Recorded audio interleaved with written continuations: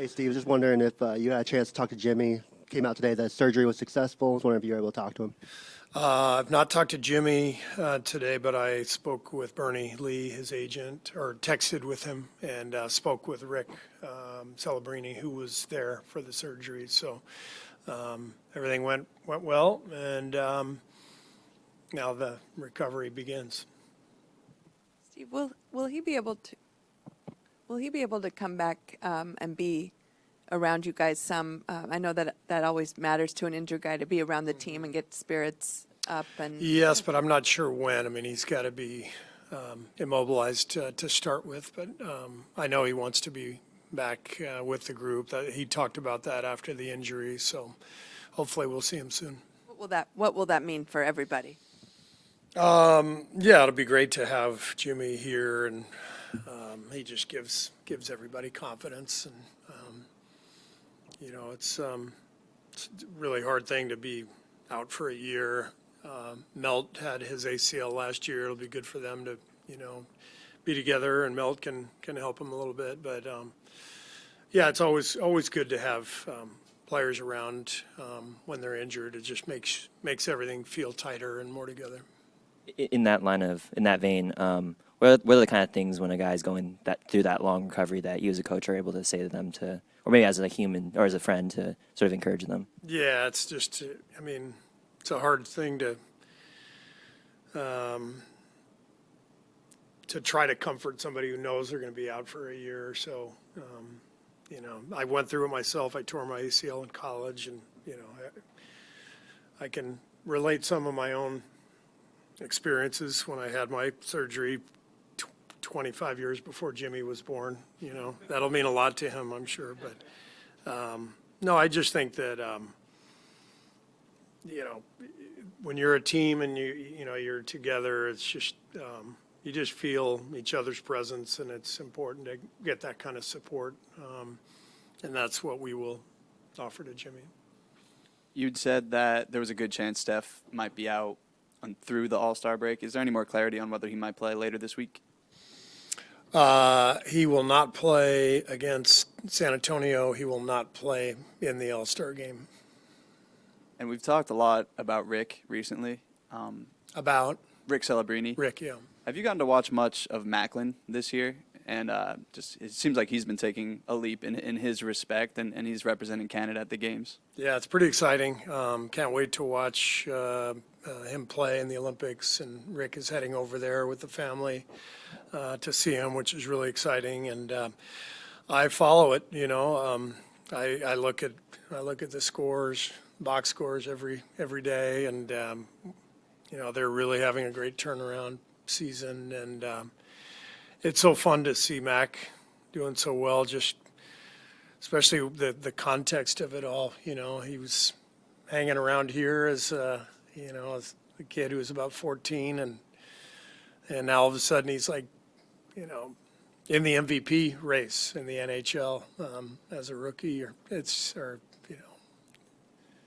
Just crazy how quickly. I guess second year. Yes. Yeah, second year. But no, it's fun, and it's always fun, just seeing Rick and talking to him about the games. And sometimes on the team flight, Rick will be watching the Sharks game on his phone, and it's really been a lot of fun to just, see it vicariously through Rick. Proud dad. I think the Warriors' dust came off him. You guys take credit for it? Yeah, for sure. It was all us. Yeah, for sure. Hi, Steve Becker. Again, obviously no control over injuries or what's happening, but when you look at the schedule as it's played out, is that kind of an ideal scenario, at least, that you got 2 games until the All-Star break, and then following the break you got 2 home games? Yeah, it's nice to have that. It doesn't always work out that way, but to be able to finish up at home, get everyone can get on a plane the next morning.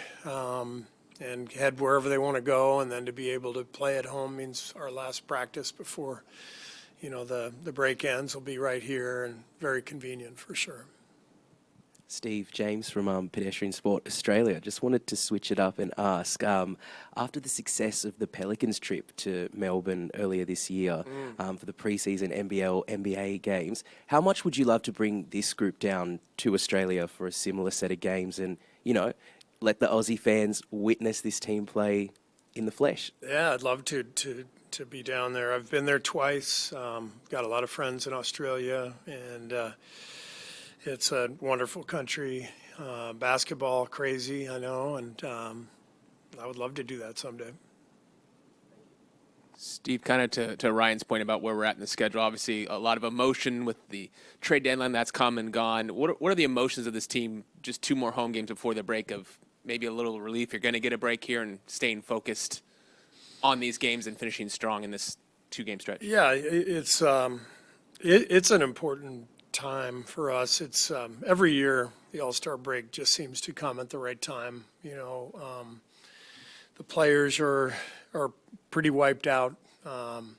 I can tell by mental mistakes, you know, over the years, like the last few games before the break, and then the difference in the energy and the focus before and after the break.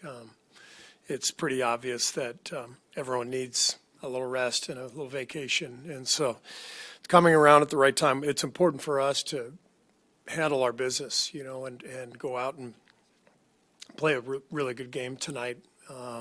Try to get a win and then one more, you know, Wednesday against San Antonio. So it's we can't go on All-Star break too early. That's always the fear.